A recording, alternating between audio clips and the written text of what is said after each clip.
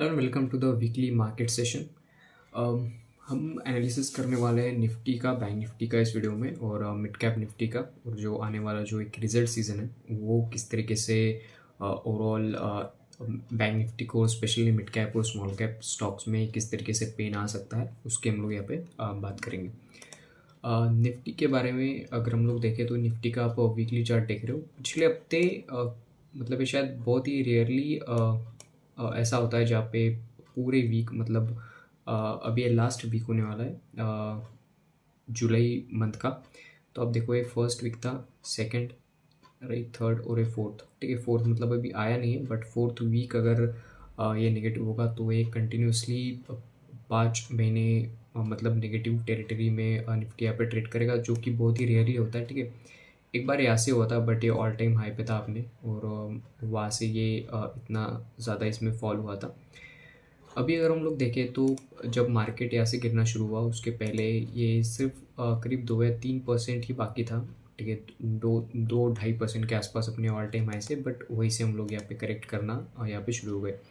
Reasons बहुत सारे थे, मतलब जो हमारी बिगेस्ट कंपनीज है लाइक रिलायंस एंड ऑल, इन सब के रिजल्ट्स आ गए। टीसीएस के रिजल्ट इतने ज़्यादा अच्छे नहीं हैं। ठीक है, फिर नेस्ले के रिज़ल्ट जो है उसने भी, मतलब उस दिन मार्केट तो पॉजिटिव ओपन हुआ था, बट नेस्ले के कारण एक ओवरऑल सिनेरियो वहाँ पे चेंज हो गया, क्योंकि पूरे एफएमसीजी सेक्टर में ही फिर वो जो डाउन ट्रेंड था वो कंटिन्यू रहा उस पूरे दिन तक, और उसकी वजह से ही फिर ओवरऑल मार्केट में भी एक अच्छा खासा करेक्शन रहा उस दिन भी। तो निफ्टी में मे बी मुझे यहाँ पे लगता है कि अगर मैं 50 मूविंग एवरेज अगर यहाँ पे देखूँ तो मुझे मार्केट यहाँ पे आता हुआ दिखता है थोड़े एक शॉर्ट पीरियड ऑफ टाइम के लिए। हो सकता है एक छोटा सा एक पुल बैक हमें यहाँ पे 150-200 पॉइंट का हमें यहाँ पे पुल बैक देखने को मिले, या फिर ये भी हो सकता है कि ये 50 मूविंग एवरेज से रिट्रेस ना होकर यहाँ पे सीधे अपने 20 डेज़ के मूविंग एवरेज से अ, ये सपोर्ट लेके फिर से यहाँ पे ऊपर जाना शुरू करे, जो कि यहाँ पे कहीं पे आता है। ठीक है, जो कि 24,600 के आसपास यहाँ पे निकल के आता है, जो कि करंट लेवल से अगर हम लोग यहाँ से कैलकुलेट करें तो करीब करीब 1 या 1.5% के आसपास ही यहाँ पे है, या फिर इस ट्रेंड लाइन के आसपास यहाँ पे थोड़ी बहुत सपोर्ट लेके मे भी हो सकता है बायर्स इस प्राइस पे थोड़े से इंटरेस्टेड होंगे। तो निफ्टी के वीकली चार्ट में तो मुझे थोड़ी सी वीकनेस अभी दिखती है। ठीक है, छोटे छोटे पुल बैक्स में भी हो सकता है कि आएंगे हमें। इंडिविजुअल स्टॉक्स में बहुत अच्छे मूवमेंट यहाँ पे हो सकता है मिले या फिर ना भी मिले, क्योंकि अगस्त का महीना जनरली थोड़ा सा मार्केट के हिसाब से थोड़ा सा वीक होता है। तो ये है निफ्टी के बारे में। बैंक निफ्टी को अगर मैं देखूँ तो बैंक निफ्टी में इतना ज़्यादा करेक्शन नहीं आया जितना निफ्टी में आया था, राइट, क्योंकि H D F C Bank के रिजल्ट्स थोड़े से अच्छे आए थे। H D F C Bank और इन सब ने होल्ड करके रखा हुआ था, जो कि करीब यहाँ पे 2 या 2.5% के आसपास ही अपने ऑल टाइम हाई से यहाँ पे नीचे आया था। और मैं अगर निफ्टी की बात करूँ तो ये करीब 3% आया था शायद नीचे। हाँ देखो, 3-3.5% के आसपास नीचे आया था। तो निफ्टी थोड़ा सा वीक लग रहा है as compare to Bank Nifty, right. अगर हम लोग मिड कैप निफ्टी की अगर हम लोग बात करें, एक बार हम लोग लेवल्स यहाँ पे देख लेते बैंक निफ्टी के लिए। अगेन बैंक निफ्टी के लिए आप देखो, यहाँ पे जो 20 डेज़ का मूविंग एवरेज आ रहा है वो करीब 54,825 रुपीज़ के आसपास यहाँ पे निकल के आ रहा है, जो कि हो सकता है कि और 1.5 या 2% के आसपास की यहाँ पे एक करेक्शन आ जाए, 1.5-2% की, जो कि हो सकता है कि यहाँ पे कहीं पे बैंक निफ्टी सपोर्ट लेने की कोशिश करेगा इस वाली ब्लैक लाइन के आसपास, राइट, इस हॉरिजॉन्टल लाइन के आसपास। तो ये था निफ्टी और बैंक निफ्टी के बारे में। हम लोग एक बार निफ्टी मिड कैप को देख लेते हैं। निफ्टी मिड कैप 50, तो ये निफ्टी मिड कैप 50 है। ठीक है, ये ओवरऑल जो सबसे बड़ी 50 मिड कैप कंपनीज है ये उसका रिप्रेजेंट यहाँ पे करता है। निफ्टी मिड कैप में ऐसा ऐसा कोई बहुत बड़ा करेक्शन नहीं था, मतलब ये अपने ऑल टाइम हाई के आसपास हीट यहाँ पे ट्रेड कर रहा था, और वहीं से इसने अपना नीचे आना यहाँ पे शुरू किया, और वो भी करीब निफ्टी से थोड़ा सा, मतलब 0.5% नीचे ही यहाँ पे टूटा है। बट जो इंडिविजुअल जो मिड कैप स्टॉक है और स्मॉल कैप स्टॉक है उनमें एक अच्छा खासा करेक्शन आया, मतलब IEX 30% टूटा, हालांकि उसमें एक न्यूज़ थी, बट फिर भी मतलब इतना ज़्यादा करेक्शन अभी भी नहीं है, क्योंकि ये अपने ऊपर के लेवल पे अच्छा होल्ड कर रहा है। ये भी अपने 20 डेज़ के मूविंग एवरेज के आसपास यहाँ पे आ सकता है, ठीक है, जो कि फिर 2 या 2.5% के आसपास की शायद निकल के आएगा, 2-2.5% के आसपास।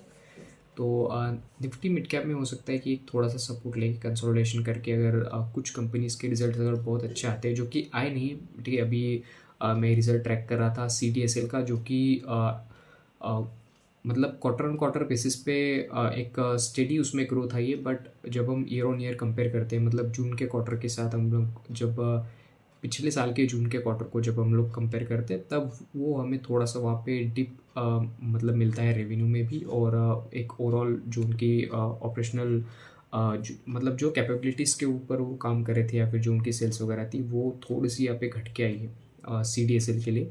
और दूसरा नेगेटिव ये भी हो सकता है कि बहुत सारे कंपनीज़ के IPOs भी आ रहे हैं, तो जो उनके राइवल कंपनी जैसे CDSL का जो एक कंपटीशन है NSDL, उसका भी IPO आ रहा है, तो उसका भी इफेक्ट में भी हो सकता है थोड़ा सा एक और सेलिंग प्रेशर इस तरीके के स्टॉक में हमें देखने को मिले ड्यू टू रिजल्ट और ड्यू टू एनी फैक्टर, क्योंकि न्यूज़ भी बहुत ज़्यादा अभी मार्केट में यहाँ पे चल रही है, ठीक है। निफ्टी स्मॉल कैप इंडेक्स देख लेते हैं हम लोग एक बार।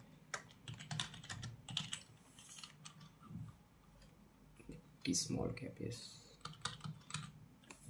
Nifty small cap 50।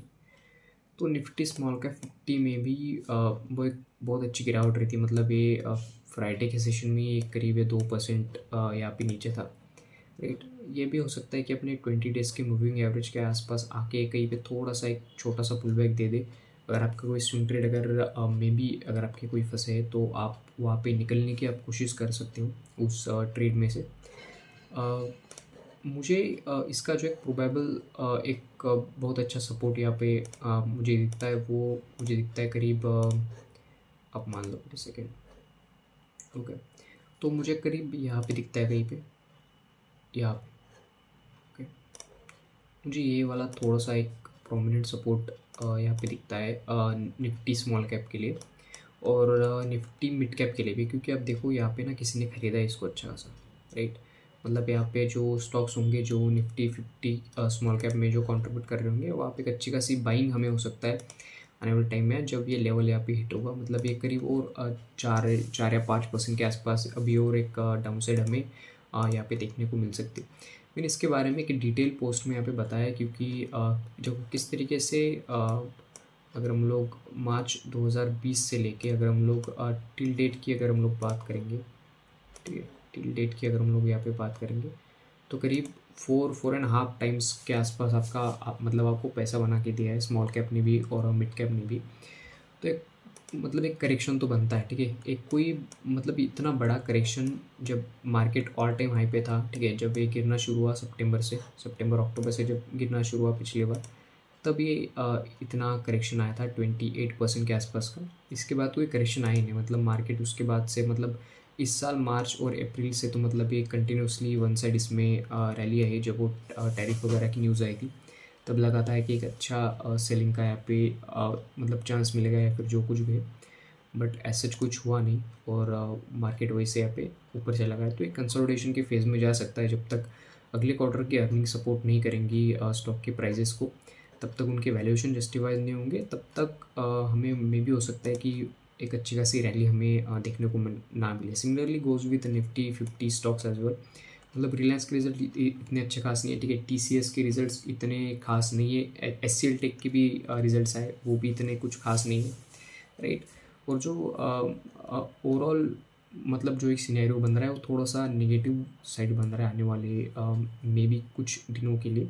हो सकता है कि पुल बैक्स हमें थोड़े से देखने को मिले, बट वो इतने ज़्यादा प्रोमिनेंट या फिर प्रॉमिसिंग नहीं होंगे जहाँ पे आप अपनी फ्रेश पोजीशन बाइंग के साइड बना सकते हो। तो ये था आज के वीडियो में। आई होप वीडियो पसंद आ गया आपको। वीडियो को अगर पसंद आ गया तो वीडियो को लाइक कीजिए, चैनल को सब्सक्राइब कीजिए। Thank you so much for watching.